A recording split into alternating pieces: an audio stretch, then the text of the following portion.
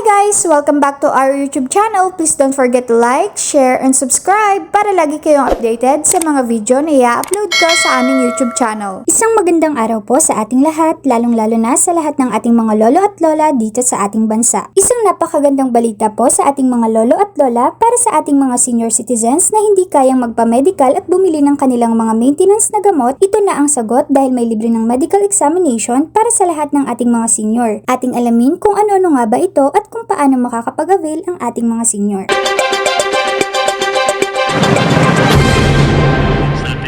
Ano po yung latest na balita mula po sa National Commission on Senior Citizens? Marami pong balita.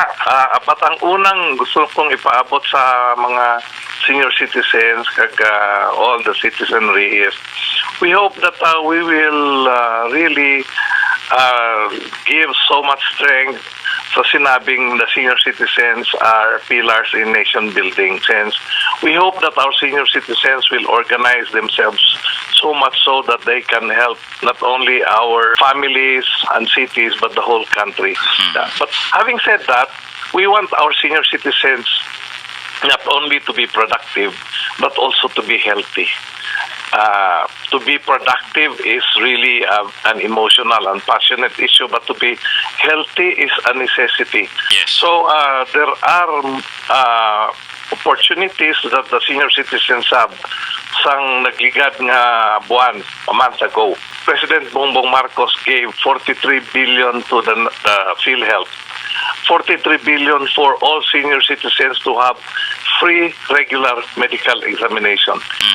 A lot of senior citizens hindi nagapa-examine and they pride themselves na wala akong maintenance. Tingano nga wala maintenance nga hindi pa nagpa-examine. So we hope that everyone would know their health status. If they know their health status, they know how to address ano ang nutrition mo, ano ang exercise kag therapy mo, and of course ano ang maintenance medicine.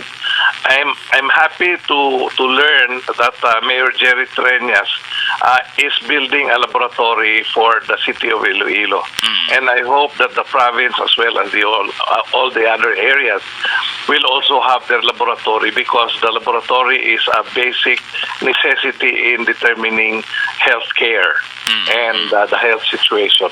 Yes. So having said that, there are also benefits that need to be protected. The senior citizens have the basic right, the basic human right, the right to health, and the % discounts. These things are benefits that need to be cultivated, and I hope that our senior citizens will present their plaint. Kung may reklamo sila, I think they should give it to the OSCA. And if the OSCA is hesitant or medyo may dilemma, they present it to the mayor. And of course, the National Commission of Senior Citizens is around to accept the complaints and even the suggestions of the senior citizens. Okay. Sir, itong sinabi mo na health is a necessity. So, ibig sabihin, meron latest na order na lahat ng senior natin ay libre na ang laboratory. Ano pong kailangan nilang gawin para ma-avail itong libre na laboratory na ito? Yeah, that's a very good question. One is all senior citizens must become members of PhilHealth. Okay. So, necessary nga magpamiyembro sang PhilHealth. Okay. Ang next is, there are health providers nga accredited sang PhilHealth. Then, we will match through the PhilHealth, they will match the health provider kag ang senior citizen. And in that respect, if there's going to be an annual regular medical, dental, optical, ear examination, then we would know by way of the profile kung ano ang dapat gawin to support the senior citizen. Of course, there's a referral system. Kay ining annual regular check-up is a way of preventing the onset of certain certain comorbidities or sickness, and also early detection kung may ara man.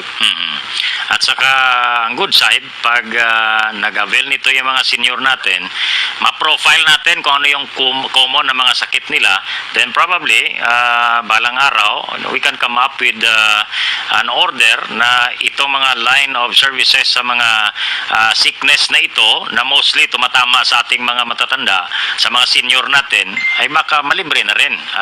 Tama po, because the government is really bent on supporting the senior citizens, because a better quality of life of the senior citizens also mean a better quality of life of the Filipino family. Thanks for watching. Please don't forget to like, share, and subscribe.